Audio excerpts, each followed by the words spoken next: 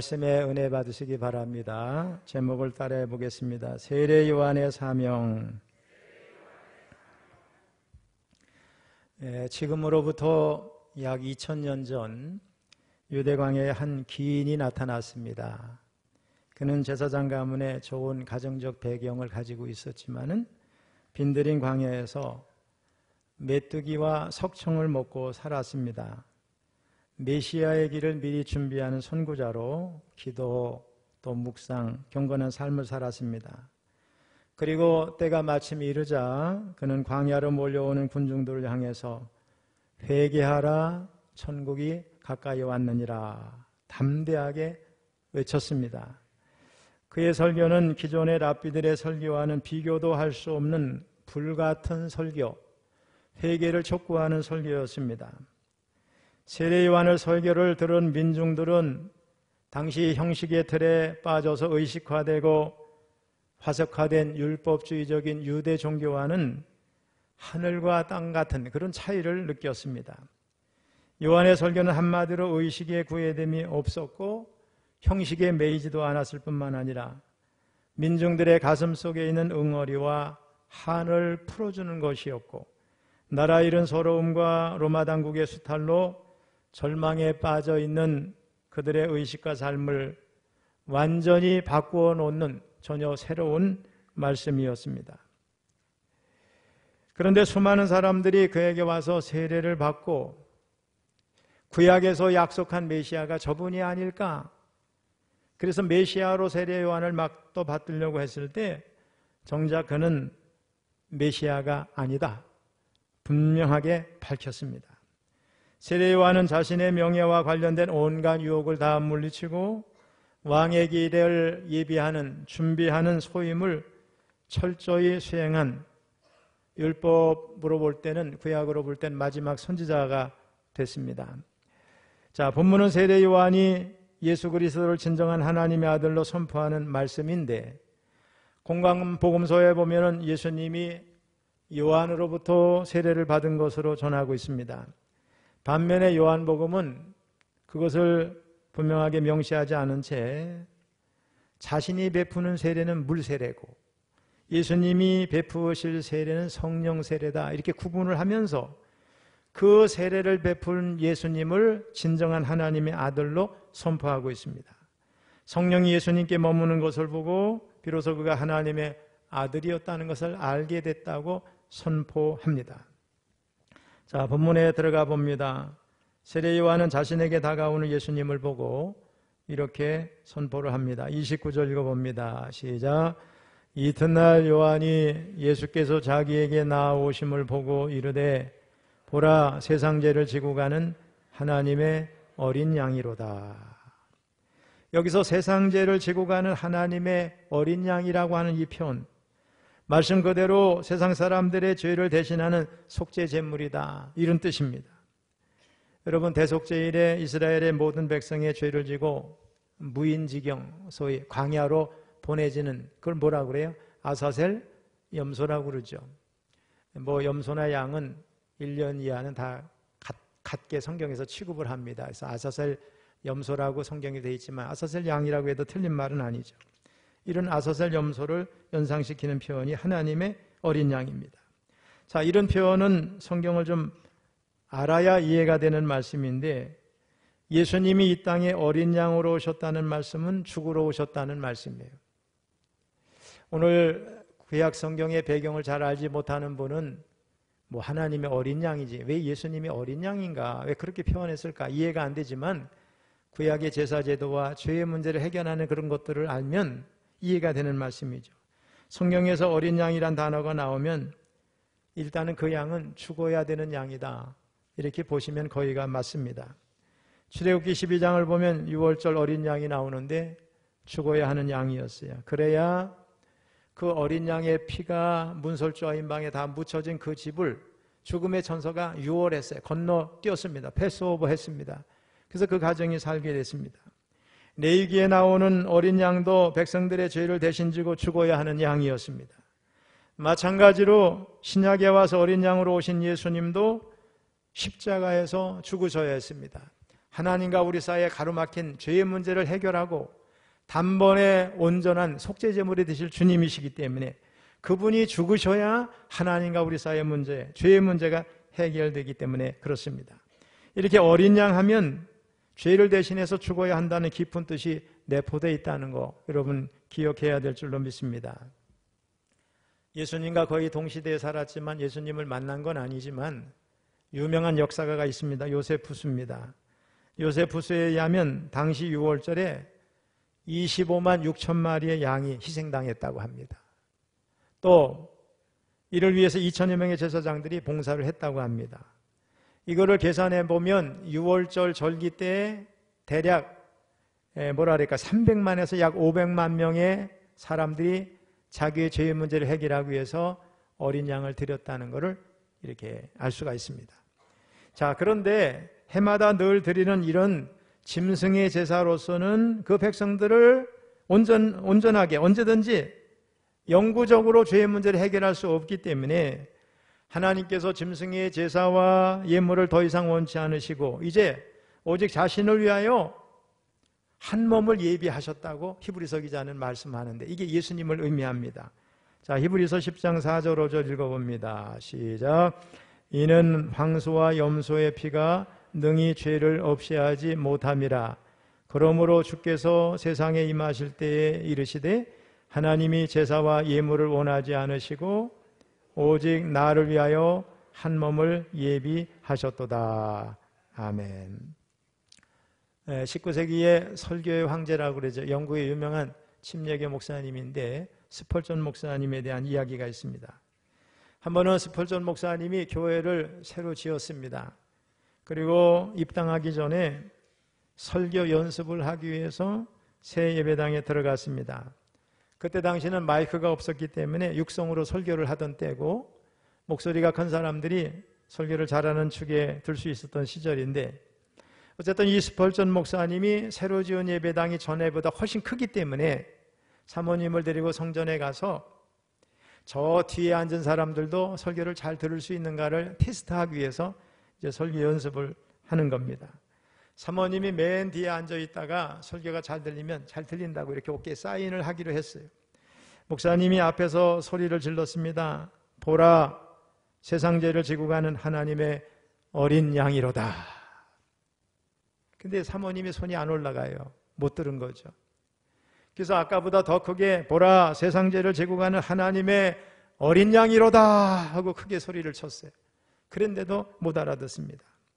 그래서 마지막으로 더 크게 보라, 세상 죄를 지고 가는 하나님의 어린 양이로다 하고 소리를 질렀습니다.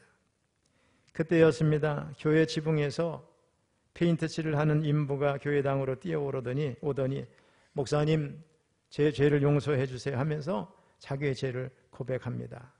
자초지정을 들어보니까 지붕에서 페인트칠을 하고 있는데 갑자기 하늘에서 세상 죄를 지고 가는 하나님의 어린 양을 보라 하는 음성이 어마어마하게 들렸다는 거죠.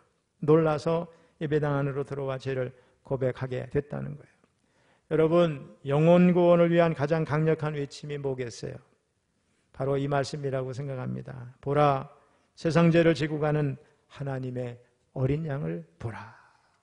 이 말씀은 지금 너희 죄를 위해서 십자가를 지고 죽으러 가는 예수님을 바라보라 이렇게 바꿀 수 있습니다. 다른 사람을 살리기 위해서 죄 없는 분이 자신의 생명을 버린 것보다 더 큰 외침이 있을 수 있겠습니까? 없다고 생각합니다. 예수님은 지금도 세상 죄를 지고 가는 하나님의 어린 양이십니다. 그리고 지금 주님을 구원자로 받아들이지 못하고 이 시대를 살아가는 모든 사람은 여전히 죄의 문제, 구원의 문제를 해결하지 못한 자들입니다.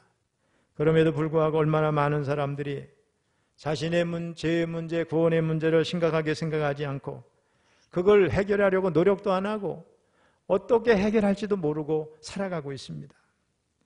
여러분, 육신의 질병 가운데 무서운 병이 많지만 그래도 무서운 병은 암이지 않겠어요? 그 이유는 뭐냐? 이 초기에는 병의 증상이 잘 나타나지 않아요.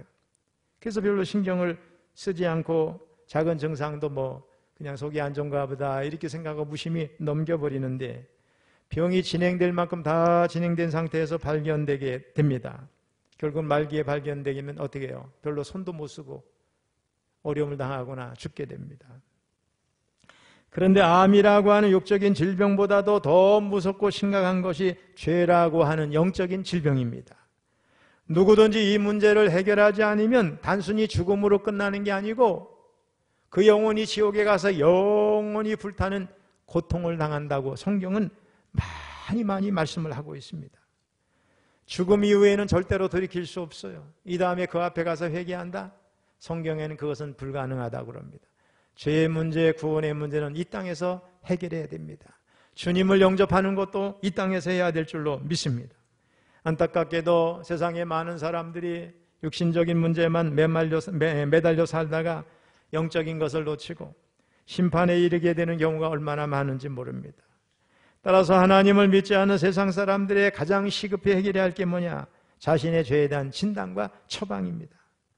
여러분, 육적인 암도 조기에 발견되면 거의 100% 완치가 가능하죠. 영적인 병도 조기에 발견하고 그 해결책이신 예수님을 만나면 영생을 얻게 되는 줄로 믿습니다. 자, 세례 요한은 예수님보다 6개월 먼저 태어났습니다.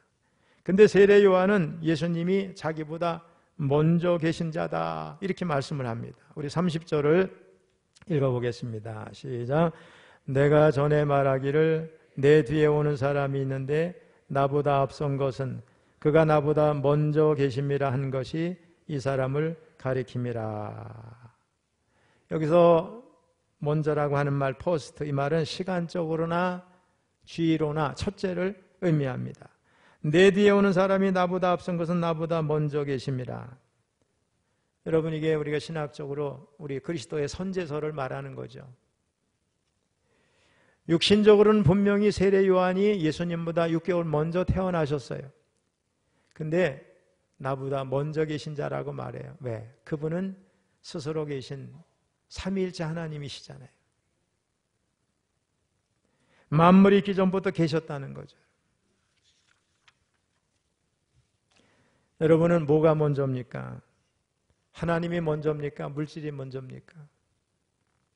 또 예배가 먼저입니까? 아니면 뭐 세상 내일이 먼저입니까? 뭐가 먼저인가? 이 문제는 대단히 중요하다고 생각합니다. 우리는 세례 요한에게서 예수님의 우선신앙을 볼 수가 있습니다. 예수님을 높이고 예수님을 늘 앞세웁니다. 자신을 낮춥니다. 그분이 최고라는 거죠. 우리 사도행전 13장 25절을 읽어보겠습니다. 시작. 요한이 그 달려갈 길을 마칠 때에 말하되 너희가 나를 누구로 생각하느냐? 나는 그리스도가 아니라 내 뒤에 오시는 이가 있으니 나는 그 발에 신발끈을 풀기도 감당하지 못하리라 하였으니. 나는 그 발에 신발끈을 풀기도 감당하지 못하리라. 내가 먼저가 아니에요. 언제나 예수님이 우선이에요. 자기는 엎드리고 예수님이 밟고 지나가도 지나갈 길을 예비하는 자였어요. 제가 해군에 있을 때 그런 얘기를 많이 해요. 저는 항공모함을 타본 일이 없는데 우리 사관학교 같은 기수들이 다락방에서 생활을 했어요. 항공모함 견학을 갔다 온 얘기를 해요. 항공모함에는 그 격실들이 굉장히 좁아서 두 사람이 이렇게 지나가기가 어려운데 그 항공모함 안에서 예절이 뭐냐? 상급자가 오면 어쨌든 벽에 배짝 붙어서 지나가게 하든지, 그게 안 되면 뚱뚱한 사람은 엎드려서라도 밟고 지나가라고 한다는 거예요. 그렇게 실제로 한다는 거예요. 철저하게 상하가 분명한 예절을 가리킨다는 거죠. 세례 요한은 인기도 많았지만 예수님이 우선이에요. 예수님을 절대로 앞서지 않았어요. 마태복음 6장 33절을 읽어보겠습니다. 시작. 그런즉 너희는 먼저 그의 나라와 그의 의를 구하라. 그리하면 이 모든 것을 너희에게 더하시리라. 그의 나라가 최고의 가치를 지니고 있습니다. 그의 나라가 모든 것을 얻게 합니다. 하나님의 나라는 하나님의 절대 통치를 의미하는데 하나님이 통치하시면 모든 거 더해지는 거예요. 그의 의, 그의 나라를 구하고 우선순위를 하나님께 두고 하나님 나라에 두고 복음에 두고 교회에 두면 하나님이 나머지 다 책임져 주신다고 약속하고 있습니다. 미국에서 구두를 만들어서 많은 돈을 벌고 성공한 사람이 있었어요. 목사님이 그 비결이 뭐냐고 물었어요. 그랬더니 이렇게 대답을 합니다. 제 성공의 비결은 우선순위에서 온 것입니다. 저는 매사에 첫째는 하나님이십니다. 둘째는 저희 가정입니다. 셋째는 구두 만드는 겁니다. 여러분, 우리들 역시 첫째는 하나님, 예수님이에요. 예수님 우선신앙, 하나님 우선신앙, 교회 우선신앙으로 살아가시기를 주님의 이름으로 축원합니다. 미국의 제33대 대통령 해리 트루먼은 대통령직에 재임하면서 많은 비판을 받았습니다. 신문은 연일 무능하고 또 좀 형편없는 정치가라고 계속 대통령이라고 공격을 합니다. 또 정치가들은 뭐 하는 일마다 잘못한다고 꼿꼿이 공격을 했습니다. 그런데 그는 사람들의 비판에 요동하지 않았어요. 자기 정체성이 확고했고 자기 사명을 다했습니다. 훗날 역사가들은 그를 위대한 인물로 평가했습니다. 우리 미국의 카터 대통령이 지금 거의 100세가 가까우신데 이제 암으로 마음이 다 퍼져서 마지막 가족 품에서 죽겠다고 이제 병원에서 집으로 온 거 여러분 신문에서 봤죠. 재임 시에는 별로 인기가 없었어요. 정상회담 하러 가가지고 예수 믿으라고 얘기하는 사람, 인권을 거론하고 그래서 상대방을 불쾌하게 하는 사람, 우리나라에 와서도 박정희 대통령한테 예수 믿으라고 권했던 사람이에요. 그는 그런데 사람의 생각에 연연하지 않았어요. 하나님 앞에 할 바를 다 한다고 생각했어요. 모든 나라에서 인권이 신장돼야 된다고 생각을 했어요. 마지막에는 별로 인기도 없이 퇴임한 것 같지만 그는 퇴임한 이후에 헤비타트 운동을 하면서 사회봉사를 하죠. 그 다음에 우리 북한도 다녀오고 물러난 다음에 훌륭한 대통령으로, 최고의 대통령으로 찬사를 받는 사람이 됐어요. 여러분, 자신감이 없으면 흔들려요. 흔들리면 무너집니다. 방향을 잃으면 암초에 부딪힙니다. 강력한 소신이야말로 성공의 지름길인 줄로 믿습니다. 요한은 자기 정체성이 분명했습니다. 나는 메시아가 아니다. 나는 예수님이 메시아가 오시는 길을 예배하는 사람이다. 이 생각이 너무 분명했어요. 하나님이 나를 보내셨어요. 왜 보내셨는지를 알았어요. 그래서 자기 사명을 위해서 자신을 던질 줄 알았습니다. 그 사명은 예수님을 증언하는 거였어요. 이 그의 사명이었습니다. 우리 31절을 한번 읽어보겠습니다. 시작. 나도 그를 알지 못하였으나 내가 와서 물로 세례를 베푸는 것은 그를 이스라엘에 나타내려 함이라 하니라. 이 말씀은 세례 요한이 세례를 베푼 이유가 되기도 합니다. 그는 광야에서 이스라엘 백성들에게 회개하라고 외치고 요단강에서 세례를 베푸는 일은 메시아의 사역을 준비하는 일이기도 했지만 예수 그리스도를 세상 가운데 드러내게 하려는 그 이유가 주된 이유라고 말씀을 하고 있어요. 세례 요한은 말씀을 통해서 밝히고 있는 것처럼 당대의 메시아가 세상에 왔다는 것은 알고 있었어요. 근데 그분이 누군지는 정확히 알지 못했어요. 근데 하나님께서 뭐라고 말씀하셨느냐? 세례 요한으로 하여금 메시아를 알아보게 하기 위해서 네가 세례를 줄 때 너 앞에 와서 세례를 받는 사람 가운데 성령이 비둘기 형상으로 내려와서 그 위에 머무는 사람이 메시아다. 이렇게 알려주었어요. 우리 33절을 읽어봅니다. 시작. 나도 그를 알지 못하였으나 나를 보내어 물로 세례를 베풀라 하신 그이가 나에게 말씀하시되 성령이 내려서 누구 위에든지 머무는 것을 보거든 그가 곧 성령으로 세례를 베푸는 이인 줄 알라 하셨기에. 여러분, 예수님과 세례 요한은 친척 관계예요. 이종 사촌 관계예요.